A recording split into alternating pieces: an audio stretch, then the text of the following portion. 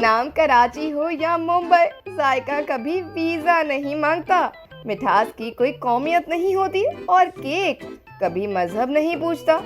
लेकिन जनाब, ये कहानी दो हम नाम शहरों की है। एक है भारतीय हैदराबाद दक्कन और दूसरा पाकिस्तानी हैदराबाद।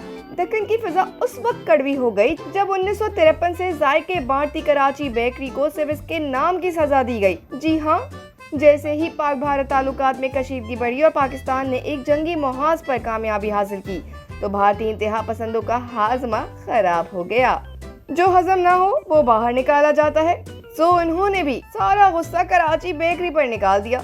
जी हाँ, इंतहा पसंदों ने कराची बेकरी पर धावा बोल दिया, शीशे तोड़े, बोर्ड गिरा दिए, नफरत की आग में प्यार की खुशबू को जलाकर राख ही कर दिया। ये वही कराची बेकरी है जो बरसों से इंडिया में लोगों के दिल और दस्तरखान दोनों को मीठा कर रही थी, लेकिन जिनकी सोच तंग हो उनके लिए बस एक नाम ही काफी है भड़कने को। अब जरा पाकिस्तानी हैदराबाद शहर का मंजर देखें। यहाँ भी एक बेकरी है जिसका नाम इंडियन सिटी के नाम पर है, यानी बॉम्बे। बॉम्बे बेकरी का मंजर इस वाक़े के बिल्कुल उलट है। यहाँ लोग खरीदारी कर रहे हैं, ना किसी को नाम से मसला है, ना किसी को शहर की शनाख्त से नफरत, ना ही मालिक खौफजदा है। सबको बस जायके से मतलब है, नाम से नहीं। ये है असल रवादारी, ये है जायके की जमहूरियत। कराची बेकरी 1953 में इंडिया में कायम हुई थी। आज भी इनके बिस्किट और फ्रूट केक दुनिया भर में पसंद किए जाते हैं। इसी तरह पाकिस्तान में बॉम्बे बेकरी 1911 से मुल्की और गैर मुल्की मेहमानों को मिठास का तोहफा देती चली आ रही है।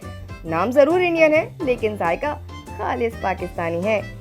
तो सवाल ये है, क्या जायके को भी सरहदों में कैद किया जा सकता है?